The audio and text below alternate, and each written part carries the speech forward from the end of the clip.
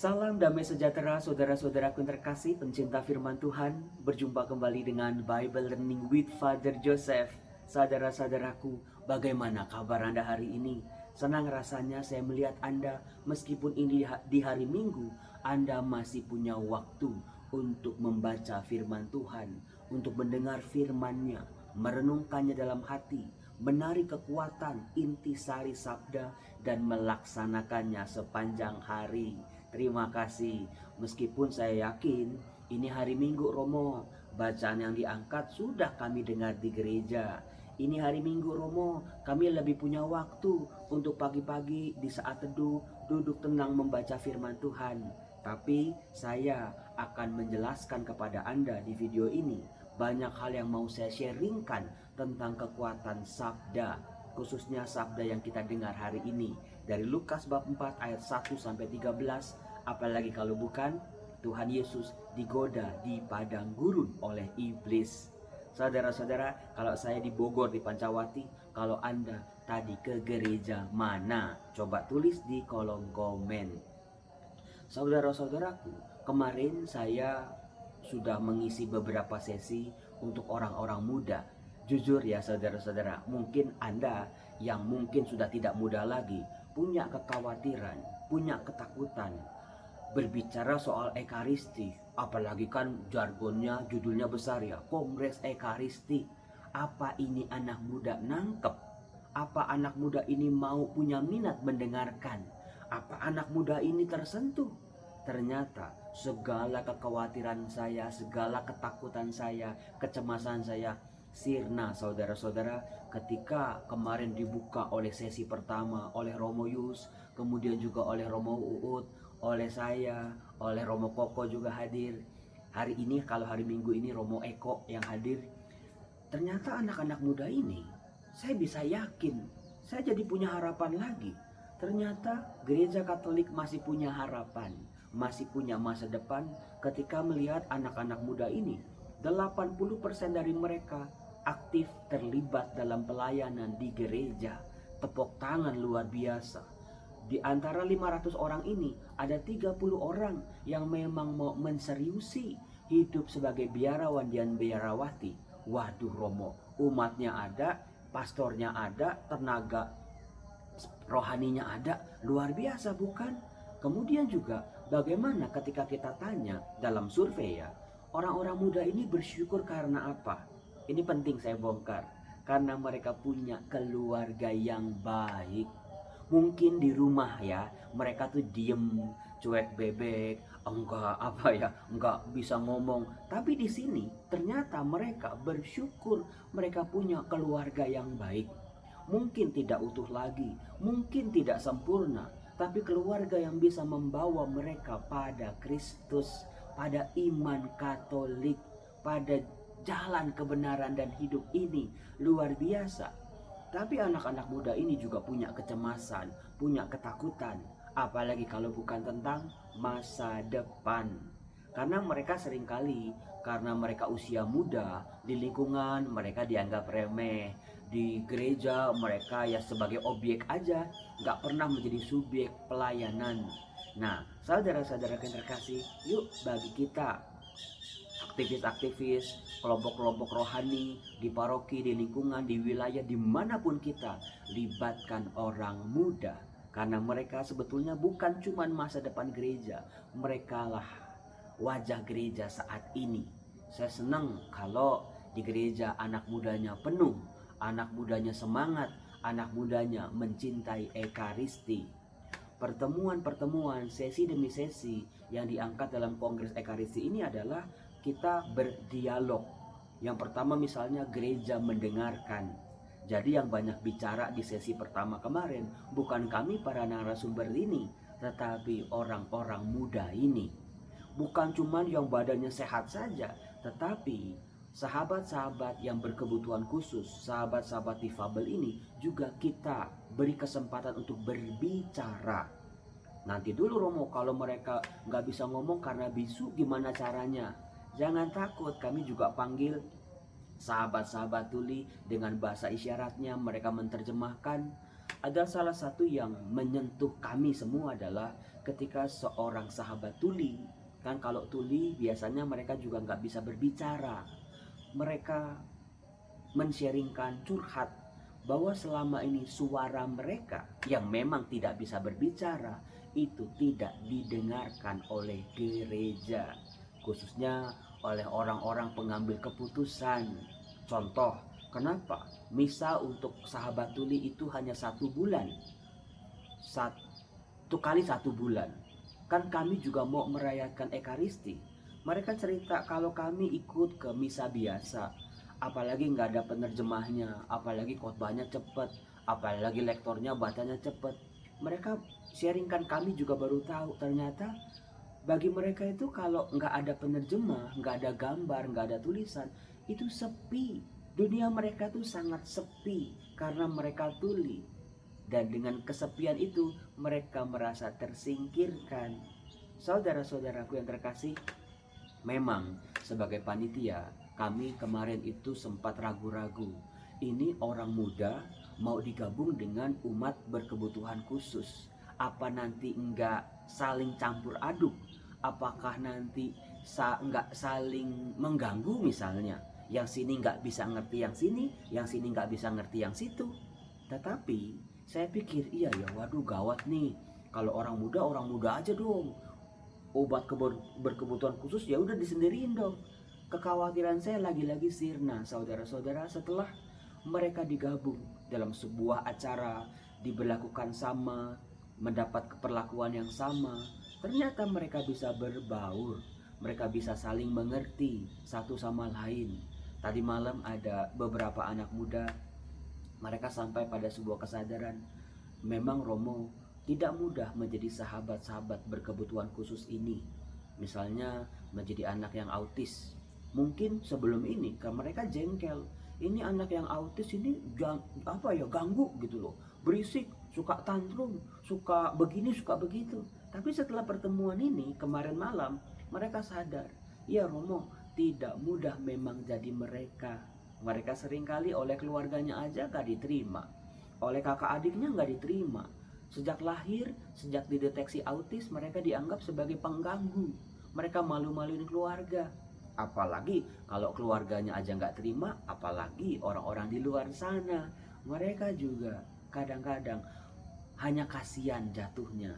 Maka mereka karena haus perhatian, mereka gak ada yang peduli.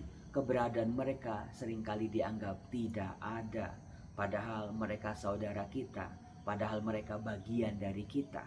Nah, itulah Ekaristi, saudara-saudaraku yang terkasih. Nah, sebetulnya bacaan hari ini nih bagus banget, berbicara soal pencobaan. Bagaimana si iblis mencobai Tuhan Yesus berkali-kali sampai 3 kali, dan Tuhan Yesus selalu menggunakan kekuatan sabda Allah, ada tertulis, ada tertulis, ada tertulis, sampai iblisnya juga keok.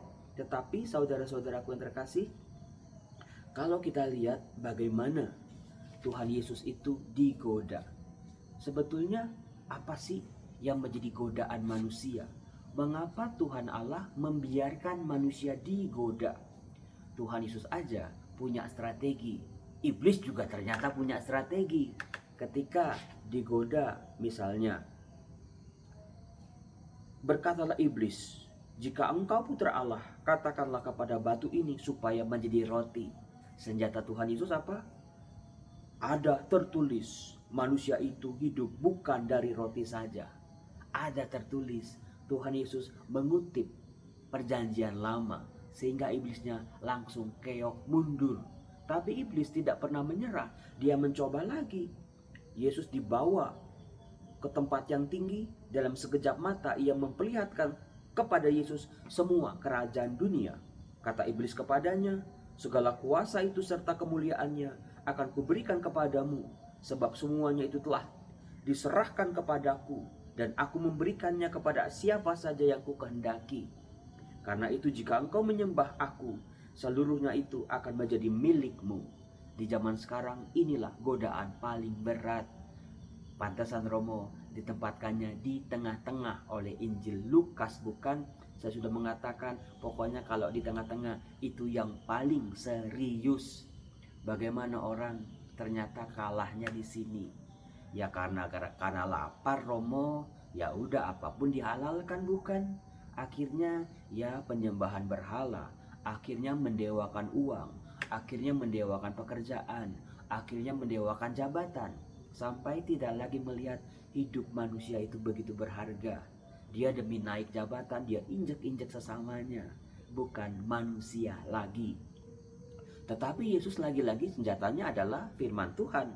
Dikatakan ada tertulis, engkau harus menyembah Tuhan Allahmu, hanya kepada Dia sajalah engkau harus berbakti. Iblis mundur lagi, tetapi tidak menyerah, langsung membawa Yesus ke bumbungan bait Allah. Dikatakan, jika engkau anak Allah, jatuhkanlah dirimu dari sini ke bawah. Nah, iblis juga orang pinter. Setelah Tuhan Yesus menolaknya, ada tertulis, iblis langsung mengatakan, sebab ada tertulis, mengenai engkau Allah akan memerintahkan malaikat-malaikatnya untuk melindungi engkau, dan mereka akan menerima engkau di atas tangannya, supaya kakimu jangan terantuk pada batu.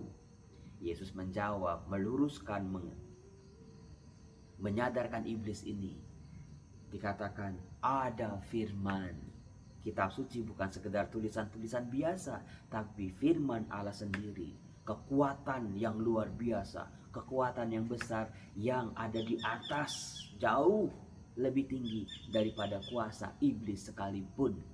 Nah, saudara-saudara, yang mau saya katakan adalah, kenapa Tuhan membiarkan manusia dicobai? Kadang-kadang kita babak belur, kadang-kadang kita tidak berdaya saat kita ada dalam pencobaan, bukan? Karena apa? Kalau cobaannya cuma kecil-kecil, cobaan yang kita tidak suka, misalnya ada orang tidak merokok, sama sekali nggak suka rokok, digoda temennya untuk ditawarin rokok, nggak bakal berhasil. Ada orang memang nggak suka daging, ada orang makan daging yang paling mahal sekalipun dia nggak akan tergoda. Masalahnya godaannya itu adalah kelemahan kita sendiri. Kita yang paling tahu dalam hal apa kita mudah jatuh dalam godaan-godaan tertentu. Apakah Anda sudah sadar di bagian mana kita sering jatuh dalam godaan-godaan itu? Tapi Tuhan selalu memberikan senjata. Tuhan selalu memberikan kita kekuatan untuk melawan godaan itu. Yang pertama, firman Tuhan sudah pasti terbukti dalam Injil Lukas ini.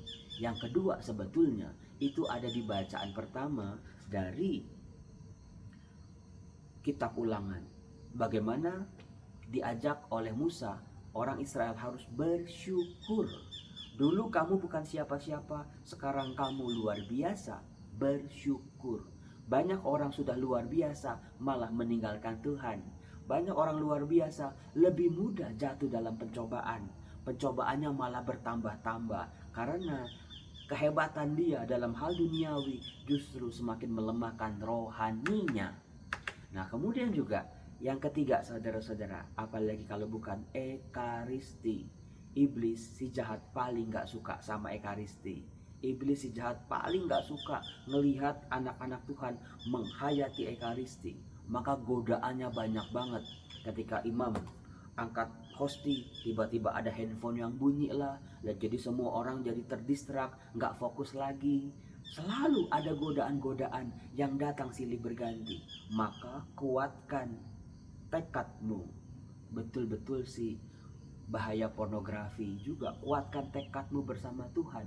Seringkali kita udah digoda, kita mukalnya lari menjauh, malah coba-coba, malah jatuh lagi. Kita sok kuat, atau kita anggap ya udah deh, diri kita udah sedemikian lemah, gak punya kekuatan, gak berdaya. Si jahat udah menguasai kita sedemikian rupa, sehingga cobaan-cobaannya itu selalu berhasil. Malah kita yang minta dicobain sekarang ini. Kuncinya adalah ekaristi. Dari ekaristi saya belajar bahwa manusia punya kekuatan firman Tuhan. Manusia punya kekuatan Tuhannya sendiri hadir dalam rupa hosti yang diterimanya dengan penuh iman. Itulah kekuatan melawan godaan. Nah, saudara-saudaraku yang terkasih, bagaimana ekaristi bisa mengubah? Ekaristi punya daya transformasi.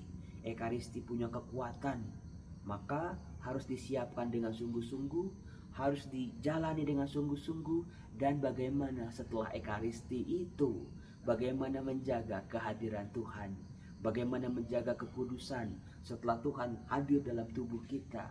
Itu tantangannya, saudara-saudaraku. Maka dari itu, saudara-saudara, saya bersyukur hari ini Kongres Ekaristi bisa berjalan dengan baik. Berkat doa-doa Anda, semoga anak-anak muda ini begitu pulang, mereka sudah berubah jadi pribadi yang luar biasa, pribadi yang mau terpecah, pribadi yang mau berbagi, pribadi yang mau berkorban buat sesamanya, pribadi yang bisa mengenal kasih, pribadi yang mau punya sifat ekaristi, terpecah untuk dibagi. Itulah esensi dari ekaristi. Kalau yang muda-muda aja mau mencintai ekaristi, bagaimana dengan Anda semua? Saya Romo Yosef mengucapkan banyak terima kasih buat semua dukungannya. Semoga Tuhan Yesus memberkati. Bye-bye.